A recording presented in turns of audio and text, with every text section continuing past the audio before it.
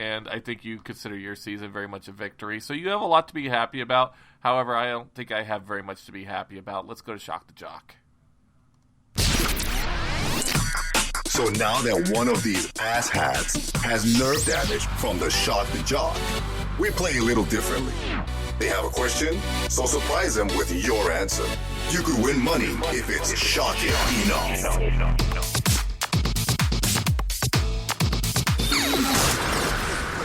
All right, it's time for Shock the Jock, and we're going to hand it over to Matt. But before we do, I have to make a small retraction. I said Gary Anderson and missed that field goal for the Minnesota Vikings in the division round. No, that was a championship round. That's when the Vikings lost that year. Go ahead, Matt. You wanted to throw out something for Shock the Jock. Yeah, so my son watches the same movie, and he has been for a while. So before he goes to bed, he's 2, right? And he loves Lorax. So, and Lorax I actually really like. He also likes Horton Hears a Who with Jim Carrey. Classic movie. So good. But as I watch these kids' movies, some of them are really good. I just recorded Wreck-It Ralph for him. Such a good movie. It's just such a genius. The kids' movies these days are pretty savvy, and they have some genius little things thrown in for. I just really like it. So, what I wanted to hear, Shock the Jock tonight is best kids' movie that you like. That's it. Pretty simple and easy, but there's a lot of some of these movies are entertaining for us. I get into them. Wreck-It Ralph, I really like it. It's a great movie, and there's some other ones too that are really, really. Horton Hears a Who. There's a lot of really good kids movies that have some grown-up jokes in there and are kind of funny that go over the kid's head. And so that's what I wanted to hear. Fairly easy one. Nash, I know you got kids. Nash, what do you got? The psychology major in me really loves Inside Out. Because watching that movie, I could find ways in which even I was able to relate, and I was like, "Wow, this is a great way for the kids to be able to get in touch with what they're actually feeling at the same time, and making it interesting." Plus, the message that's there is like, "Hey, look, we judge our feelings based on how essentially we're feeling by them, but all feelings are essentially necessary because without one, you don't have the other." And I really love the message that Inside Out gave not only myself but my kids as we were watching them. It was a really good moral to a movie. Don't ask me to watch another Frozen for the 712th time. I can't do it. I'm at the point where I'm in Elsa. You have a little girl. Elsa vomit. Funny. Yeah, I can't handle it anymore. That's awesome. But, yeah, no, I wonder what these guys have. Let's go ahead and throw out some of the ways for the people to get a hold of us. First off, you guys all know the basics. 77, say it with me, 948. Yes, that's 77948.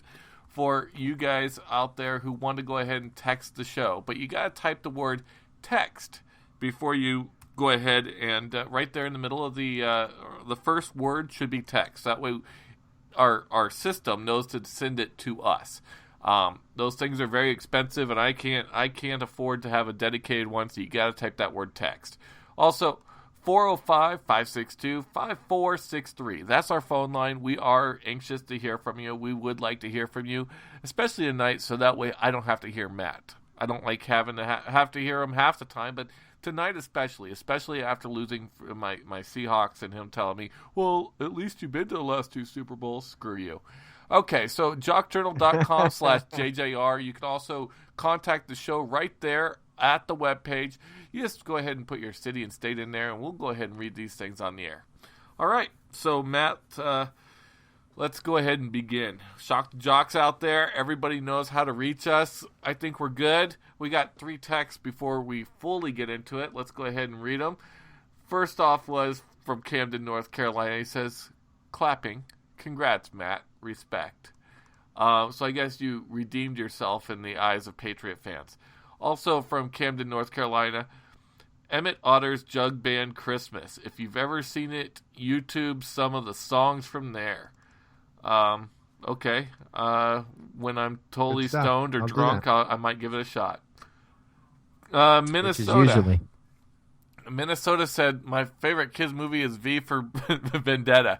My daughter loves it. That is a great movie, though. I don't know if that's actually a kids movie. Really good movie.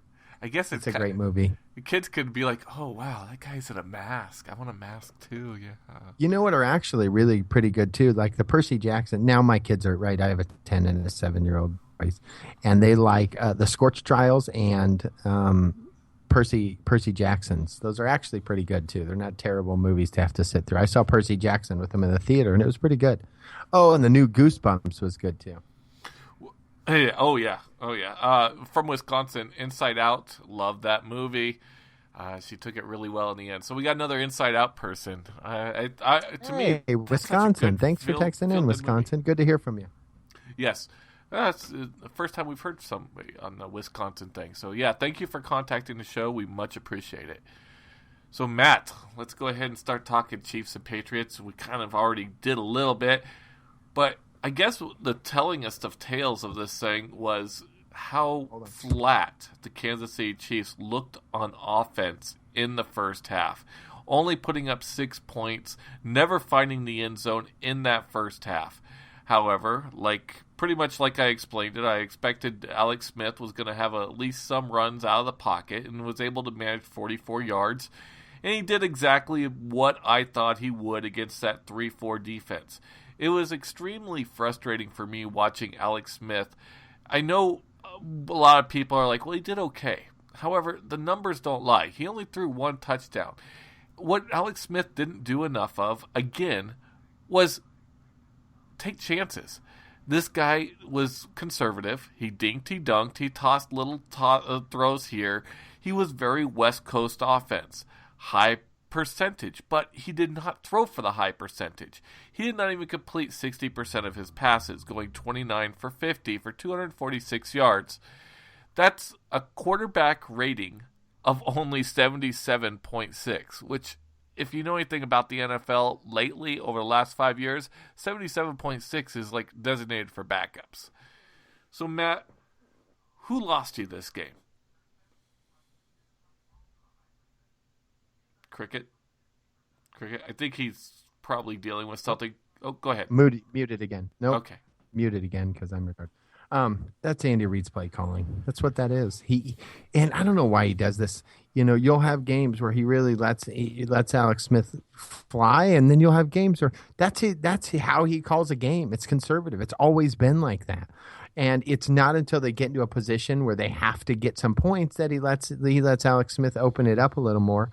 And, I mean, Macklin was hurt. This is the other thing that really hurt us. Macklin, he caught 2 passes, but when your best receiver, your 1,000-yard receiver, the only one we've had in the last couple of years, is hurt, it limits you quite. I mean, against a sound Patriots defense that's getting pressure on you, that's the other thing. This team was not, I mean, they were coming back there on a regular basis. That was rough. Yeah, they didn't take any chances. What I think happened is they got hit in the mouth with that pass rush and they got skittish again. And then they went to a very conservative game plan. And even when he did make some throws, there was some, just bad all around, honestly. But this is on Andy Reid. This is his play calling. That's how he calls a game. It's conservative. No shock there. In that conservative idea, what was he doing with these clocks? I don't. Good. The conservative idea would be, hey, look, let's conserve. Voila, the word conservative. Let's conserve some clock because we don't know if we're going to need it later. Oh my God! You tell me what happened there. How about this? I think they got down that pass down in the right by the goal line with above 2 minutes.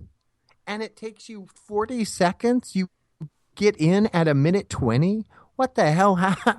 What are you I don't even understand how that happens. And Albert Wilson, valiant effort trying to go for the touchdown. Get out of bounds. What? The whole thing. And then Andy Reid, it's like, how did it take you 5 minutes to do that? And you kept wasting time trying to run up there and then calling a play and taking it was brutal to watch. And I understand what he was doing. He was trying to keep his timeouts so that if the Patriots got the ball, he could call but it just, backfired viciously. 5 minutes you wasted at the end of that game trying to get down and get into the end zone. And it just didn't work out. That's it. It didn't work out. It was terrible.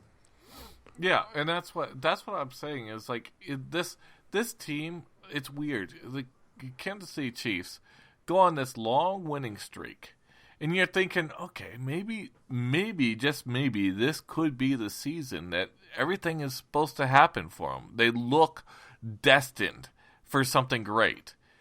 And then they come out completely flat, and they actually have a chance to win the game. However, don't tell them that. They're bound and determined to freaking lose it. It was, I did predict the Chiefs to win this game. I thought that with all the issues that were going on in New England, with all the problems on and off the field, injuries, and all the other things, that this was not going to happen the way it did. However, they were able to squeak out a win against a formidable opponent by the Kansas City Chiefs. However, I believe that they ultimately kept it way too conservative, not only with things like Alex Smith. However, there's a couple of players I want to mention that really shocked me. Jason Avant, I always know that this guy had hands. However, I didn't know he had that kind of hands. Holy crud. The guy was freaking phenomenal all game long. Yeah, he did. Man. He really did. And then Julian Edelman came out extremely rusty, but when the time was that he actually needed to do something, he was able to find very key conversions on third down that kept that thing alive. Danny Amendola had a couple of receptions, and there's still talk about that helmet-to-helmet contact, which I think should have been a flag. I think it should have been called. I think it should have been a bigger deal than what it was. But the fact is that they've got to work out some of these problems with the rules as far as what's personal foul, what is a catch. All these other things have caused for a lot of concern and a lot of issue. But yeah, and here's the other thing. I mean, and you kind of alluded to it with that. Look, they didn't have an answer for Edelman at all. They had no pass rush, and they didn't have an answer for Edelman. The guy was catching passes, and I mean, they were getting first downs in chunks. No running game at all. When you get beat by a team that has zero running game, and you efficiently, and you still get destroyed like that, it was ugly to watch them just let Edelman catch in. And they're a good football team. I mean, Brady and Edelman, when they're playing, they're very, very good together. So you kind of knew that was going to happen when they were healthy and they came out that way.